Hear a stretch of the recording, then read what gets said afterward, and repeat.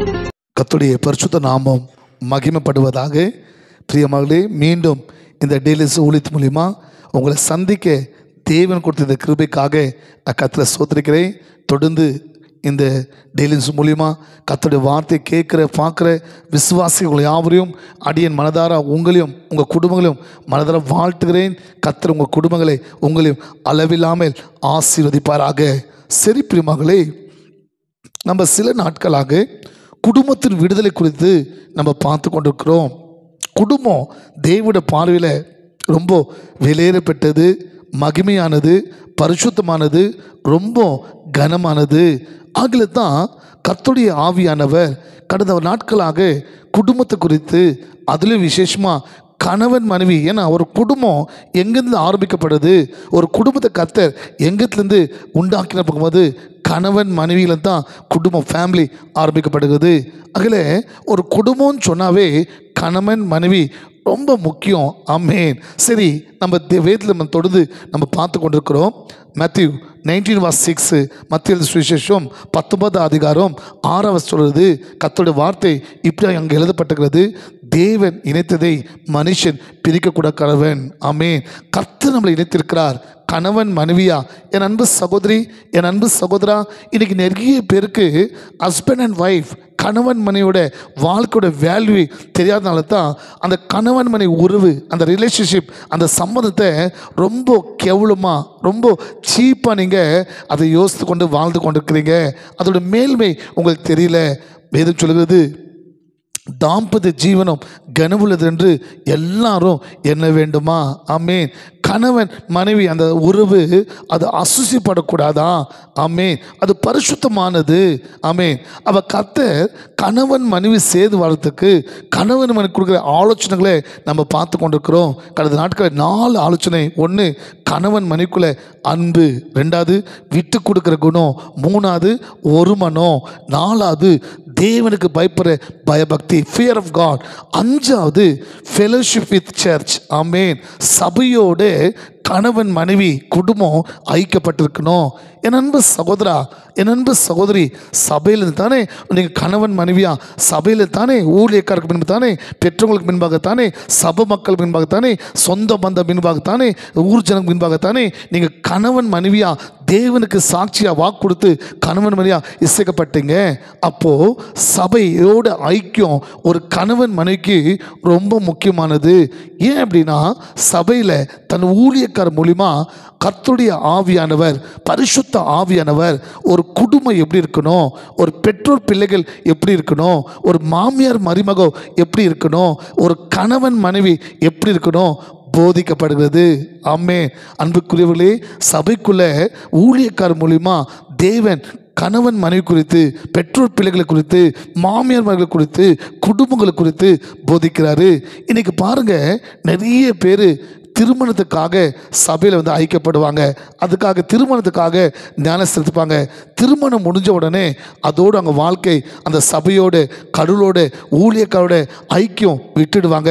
அந்த மாதிரி குடும்பத்தில் நம்ம ஒரு ஆசிரியரை பார்க்க முடியாது, அந்த குடும்பத்தில் ஒரு சமாதானம் பார்க்க முடியாது, அந்த குடும்பத்தில் ஒரு சாட்சி பார்க்க முடியாது. ஏன்னா இன்னைக்கு நிறைய கணவன் மனைவி பிரிஞ்சு போகிறதுக்கு, சந்தேகத்துக்கு, சண்டைக்கு, கோபத்துக்கு, டைவர்ஸுக்கு காரணம் தெரியுங்களா? மிஸ் அண்டர்ஸ்டாண்டிங், புரிஞ்சு கொள்ளாதிருப்பது. அப்போது ஒரு கணவன் மனைவிக்கு, ஒரு குடும்பத்துக்கு ஆலோசனை ரொம்ப முக்கியம். ஆனால் பைபிளில் ஆண்டவர் சொல்றாரு, ஆலோசனை இல்லாத இடத்துல ஜனங்கள் சீர்கெட்டு போகிறாங்களா?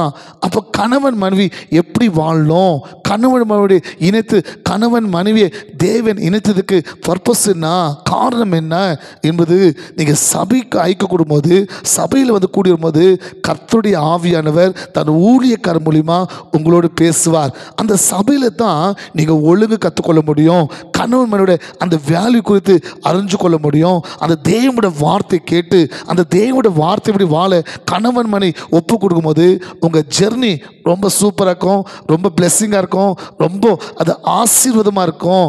ஆமென்.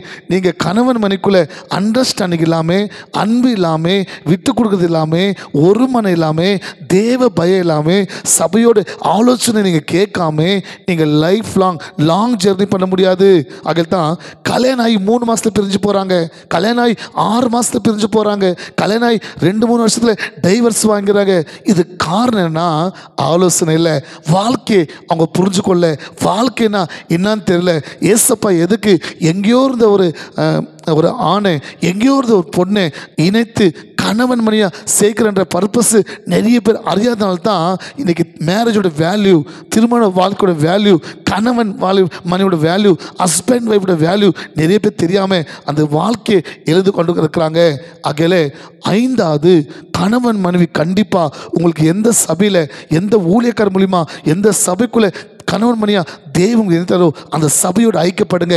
தொடர்ந்து வாரதோடு சபைக்கு போங்க, ஆராதிங்க, ஊழியக்காரோட மூலியமாக பேச வார்த்தைக்கு ஆலோசனைக்கு கணவன் மணி கீழ்ப்படிங்க, ஜெபம் பண்ணுங்க, பைபிள் படிங்க, கர்த்தருக்குள்ளே பயபக்தியாக இருங்க. நீங்களும் உங்கள் கணவனும் கணவன் மணி லைஃப் ரொம்ப ஆசீர்வாதமாக கர்த்தர் நடத்துவார். ஒப்பு கொடுக்குறீங்களா? சபையோடு ஐக்கியப்படுங்க, கர்த்தர் உங்களை ஆசீர்வதிப்பார். ஒப்பு ஜெபிக்கலாமா?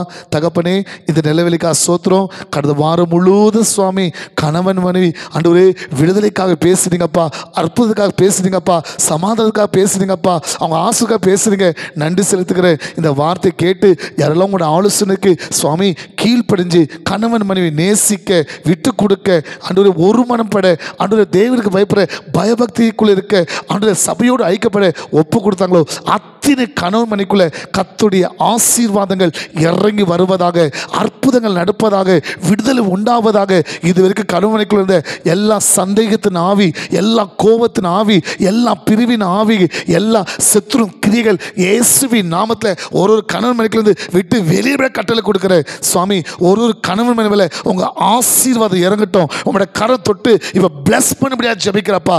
சேர்ந்து வாழ்ட்டோம், இணைந்து வாழ்ட்டோம், சமாதானமா, சந்தோஷமா, நிம்மதியா, சுகமா, ஆசீர்வாதம் வாழ்ட்டப்பா. அப்படியாக இயேசுவின் நாமத்தில் அடியேன் மனதார அவங்கள வாழ்த்துகிறேன், ஆசீர்வதிக்கிறேன். நல்ல பிதாவே, ஆமென், ஆமென். God bless you.